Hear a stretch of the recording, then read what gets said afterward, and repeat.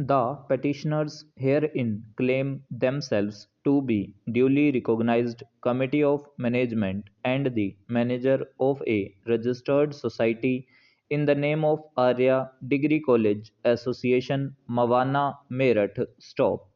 A writ petition was filed before this court by the third and the fourth respondents contending that they had made a complaint regarding illegal induction of 1,450 members by the petitioners, and the second respondent deputy registrar taking cognizance of the said complaint has called for comments from the petitioners, but no further action is being taken in the matter. Stop. The writ petition was disposed of by this court by order dated 20 January 2016, observing that the second respondent shall take necessary measures to conclude the proceedings expeditiously in accordance with law after granting opportunity of hearing to the petitioners therein. Stop.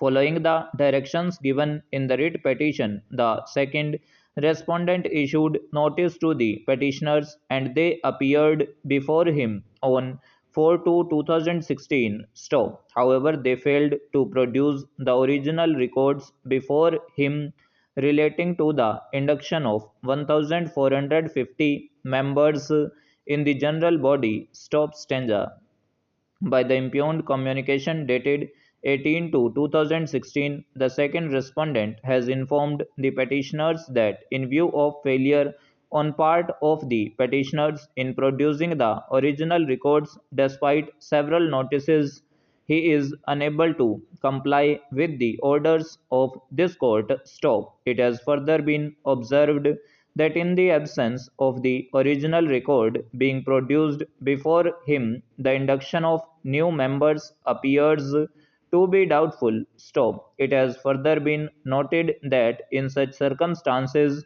in case compliance of the order of this court is not made, the petitioners will be responsible for the same. Stop stanza. The petitioners have approached this court challenging the aforesaid communication dated 18/2/2016 on the ground that power under Section 4B, which has been invoked by the second respondent in issuing the impugned notice, was not available to him as it could only be exercised at the time of registration renewal of the society. Stop. It is urged that in the instant case no such occasion has arisen, as the renewal was granted on 30/11/2011 and is valid for 5 years from 26/9/2011. Stop. It is further submitted that the observation in the impugned order that induction of the new members appears to be doubtful will cause serious prejudice to the petitioners, as adverse inference is likely to be drawn against them at the time they apply for registration of list of new office bearers under Section 4 of the Act. Stop stanza. On the other hand, Shri Nipun Singh, learned counsel appearing on behalf of the respondents 3 and 4, submitted that since the membership dispute has been raised before the second respondent, any adjudication made by the deputy registrar in that regard is referable to Section 4B of the Act. Stop. It is further submitted that in the impugned communication, the second respondent has not declared the induction of new members to be invalid, but only observed that non-production of the original record is creating suspicion on the validity of their induction. Stop stanza. The tribunal in its order has observed that by the earlier order of the tribunal as upheld by the High Court, the disciplinary authority has been mandated to reconsider the quantum of penalty, as it cannot impose the penalty of removal from service under the facts and circumstances of the case. Stop. The tribunal observed that while admitting the fact that in a number of cases minor penalty was imposed, in some cases censure was imposed, and in certain other exoneration was imposed. Stop. The order dated 26th April 2002 has attained finality when the writ petition against the same was dismissed in 2002 and the disciplinary authority has chosen not to move the matter before the apex court. Stop. In that event, whatever may be the cause of justification, there is no question of same order of removal from service being passed. Stop. The authorities have exceeded the jurisdiction. Stop. The impugned order of penalty as well as that of appellate order are therefore liable to be set aside. Stop stanza. Learned counsel for the petitioners submitted that the tribunal in its order dated 26th April 2002 has affirmed the inquiry report as well as the order of the disciplinary authority to the extent that the charges levelled against the respondent stood proved. Stop. Therefore, the order of the tribunal to this extent has not been set aside or modified by the writ court. Stop. Thus, the order of the tribunal to the extent that the charges stood proved attained finality. Stop. The only question remained for consideration by the tribunal was that whatever oblique whether on such proved charges what quantum of penalty should be awarded. Stop. While remanding back the case, he submitted that the tribunal has not held that the penalty of removal from service is wholly unjustified and should not have been awarded or some other penalty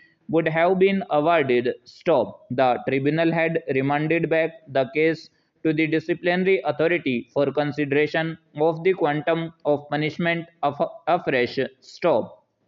It does not mean that the disciplinary authority was prohibited or restrained from levying the penalty of removal of respondent from service. Stop. The disciplinary authority on the facts and circumstances and the charges levelled against the respondent having been found proved rightly was of the view that it is a case of embezzlement of public fund and of a misconduct for which appropriate penalty would be the major penalty, that is removal of respondent from service. Stop. Therefore, the view of the tribunal that the major penalty of removal from service cannot be passed by the disciplinary authority is not justified. Stop. He submitted that the respondent has to follow the procedure provided under rules which specifically provides that the money against any money order is to be delivered at the address after proper verification of his identity, whereas in the present case the same have been delivered not at the place of the addressee but at the post office itself, and that too without proper verification of the identity of the addressee to a bogus person. Stop stanza. Thus, it is clear-cut case of non-following the proper procedure provided under the rules embezzlement, misappropriation of public fund. Stop. Therefore, it is a case of misconduct. Stop. The postman holds a post where he used to handle public money and as such he is supposed to be man of integrity and his job is based on the faith and trust. Stop.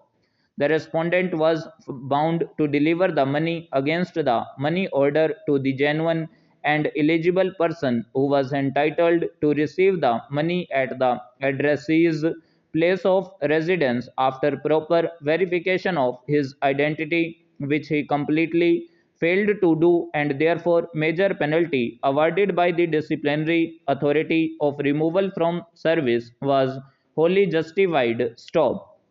He submitted that no party can be claimed for an illegal act. Stop. Even though the case of the respondent is entirely different to other cases, but even if it is assumed that the facts of the case are similar to the other cases where minor penalty has been awarded, then also an illegality cannot be permitted to be perpetuated. Stop stanza.